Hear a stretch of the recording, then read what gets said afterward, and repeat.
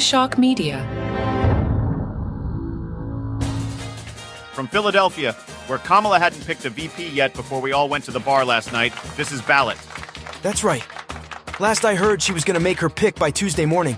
But for me, I sat around all day on Monday and finally gave up and recorded on Monday after dinner because I felt like having a few yinglings. Let's hit this!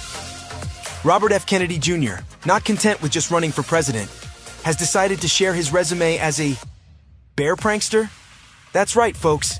Kennedy claims he once placed a dead bear in Central Park as a prank. Because nothing says presidential material quite like turning New York's favorite park into a bizarre episode of When Animals Attack. Kennedy's story reads like a rejected plot from The Hangover. He picks up a dead bear, goes falconing, as one does, has dinner at Peter Luger's, with a dead bear in his car naturally, and then decides the logical next step is to stage a bear bicycle accident in Central Park. I guess when you're a Kennedy, this passes for a normal Tuesday night. But wait, there's more. The next day, Kennedy turns on the TV to find helicopters, cop cars, and people in hazmat suits investigating his prank. It's like he accidentally created the world's worst episode of CSI New York. And let's not forget, this is the same guy who claimed a parasitic worm ate part of his brain. I'm starting to think maybe that worm is the one running for president. Oh, and did I mention the barbecued dog photo? Or was it a goat? Kennedy seems to have trouble distinguishing between species.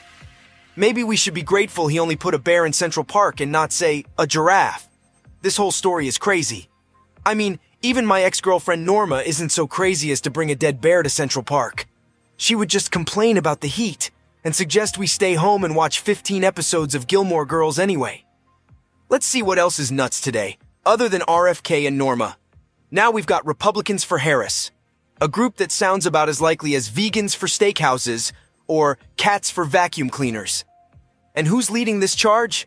None other than Olivia Troy, former advisor to Mike Pence, who's now calling on her old boss to endorse Kamala Harris.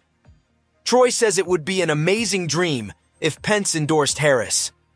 I'm not sure what kind of dreams Troy's been having, but I'm pretty sure most Republicans have nightmares about this scenario. Meanwhile, Pence is out there, caught between a MAGA rock and a Harris hard place. He won't endorse Trump, but he's not jumping on the Harris bandwagon either. It's like he's playing political limbo. How low can you go without actually picking a side? Meanwhile, former House Speaker Nancy Pelosi, apparently not content with merely not supporting President Biden, has decided he needs to be immortalized in stone. That's right, folks. She wants to add Biden to Mount Rushmore. Pelosi insists Biden is a Mount Rushmore kind of president. I guess in her mind, the criteria for getting on Rushmore now includes ability to eat ice cream cones and number of times you can say, "Come on, man," in a single speech. But don't worry, Teddy Roosevelt fans, Pelosi generously says we don't need to take him down to make room for Biden. Meanwhile, Donald Trump, never one to be outdone in the ego department, has also mused about being on Rushmore. Because of course he has.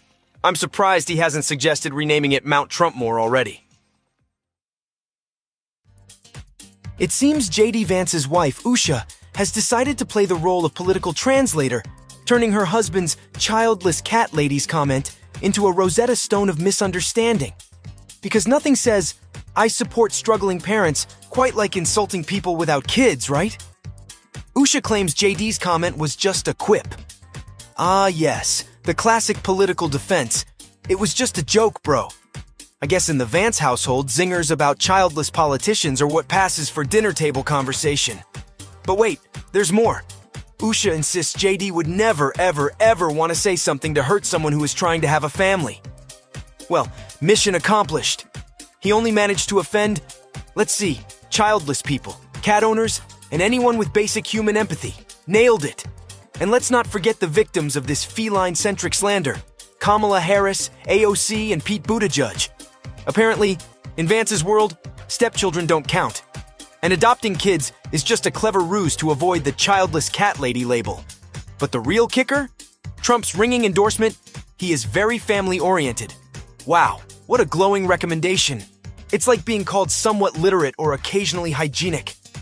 Trump, not content with traditional media, has decided to take his message to the cutting edge of journalism. A 23-year-old video game streamer. Because nothing says presidential quite like chatting with someone who probably learned about Watergate from a Netflix documentary. Our intrepid interviewer, Aiden Ross, showed up in a Tesla Cybertruck decorated with an American flag and Trump's defiant post-assassination attempt photo. It's like a fever dream designed by Elon Musk after binge-watching The Apprentice. Trump, ever the bastion of ethical behavior, praised Ross's endorsement as ethical and smart. Because nothing screams unbiased journalism like wearing a MAGA hat and telling 500,000 viewers to vote for your interviewee, right? And let's not forget Trump's economic insights. Apparently, the stock market is down because of immigrants from mental institutions? It's like he's playing economic Mad Libs. Next, he'll be blaming the trade deficit on rogue squirrels or the inflation rate on an invasion of unusually tall Canadians. So there you have it, folks. Trump's latest pitch to young voters. Come for the Rolex, stay for the conspiracy theories. Portions of today's program were made with the help of AI.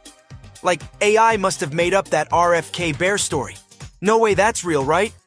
Well, sadly it was. See you with a Harris VP update at some point.